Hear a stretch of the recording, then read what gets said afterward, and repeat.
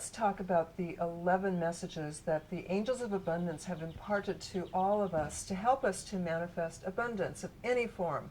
As we've mentioned, abundance isn't just about money, it's about having all of your needs sufficiently met. Now, the angels of abundance, of course, include all of the messages that come from our Creator. They're deliverers of messages. After all, the word angel means messenger of God. So please know that this is God's will for all of us to have happy, safe, comfortable, and healthy lives. So let's start with message number 1. The first message is asking for help. And this is the most important message. It's why we put it first. The angels, God, Jesus, they can't do anything without involving us, without us asking them, because we have free will.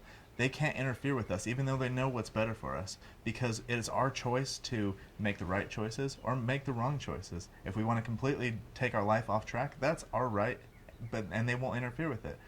This is a good thing and a bad thing. The good thing is that we do have our choices and we are in control. The bad thing is that we have our choices and we're in control. We're not always the best at it. So when we ask for help, we're involving them and we're accepting the fact that we have limitations, we need help, and we're open to receiving. This opens the floodgates for all sorts of benefits and magical events to happen in our lives.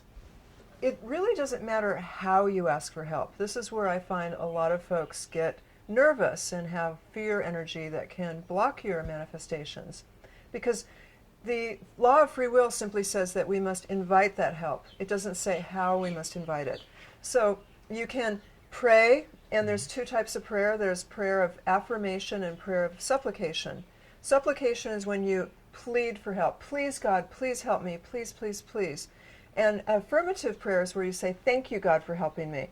Studies show that all prayers of all denominations have equal healing effects, but there's statistical evidence that affirmative prayers have a slight edge over supplication prayers, probably because affirmative prayers come from more of a place of faith, where you have faith that God is hearing you and answering your prayers. You can ask for help in any number of ways. You can write out your requests. This is something I've sure done a lot of times, is I've said an affirmative prayer. I've written it in my own handwriting. I find that that's very powerful because your whole body's involved with writing it out. And then I'll put that piece of paper face up on an area where I pray or meditate, or if you have an altar, you just put that up there. And that is a wonderful way to quickly manifest. You can say the prayer out loud.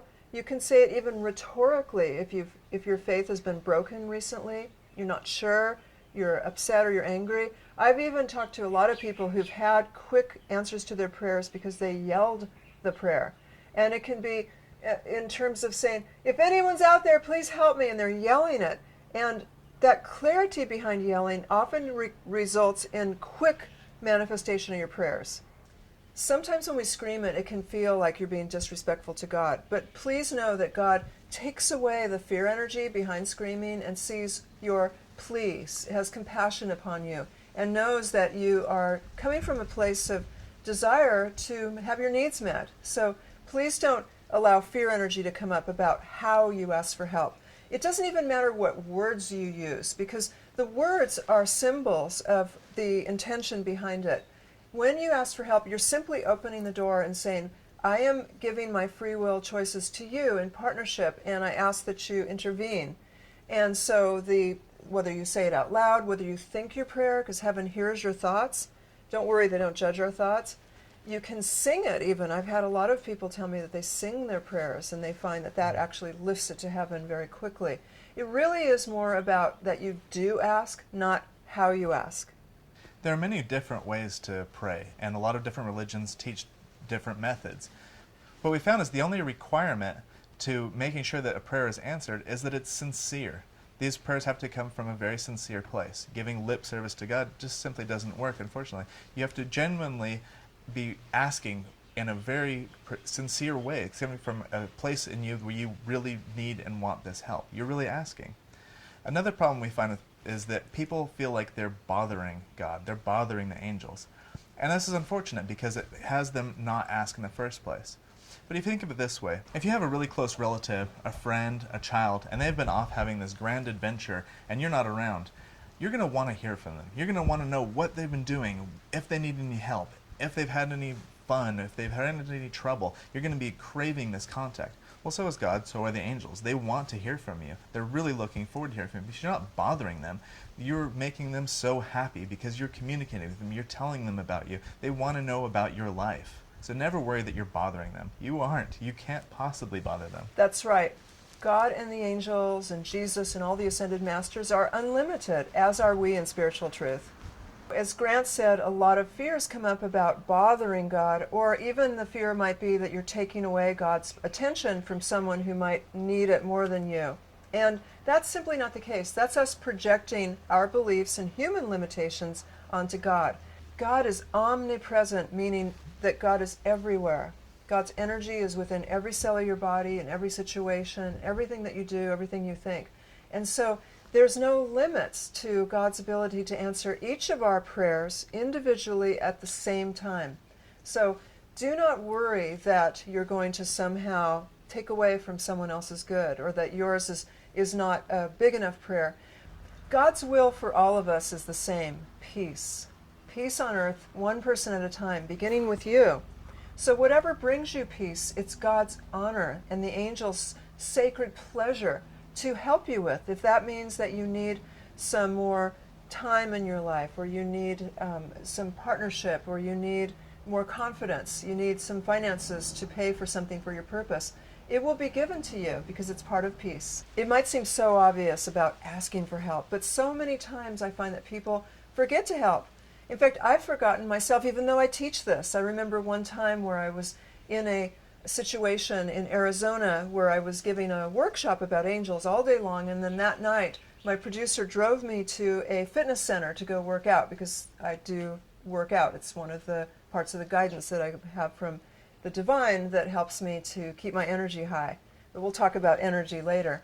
Anyway, I was at this gym and I needed to get back to my hotel to go back to sleep so I could lecture the next morning, and there was no taxis around. In fact, I had the help of the gym manager calling the different taxi companies, and they all had one reason or another why they couldn't pick me up. It was Saturday night, they were busy, they were on another side of town, taxis don't go to this place.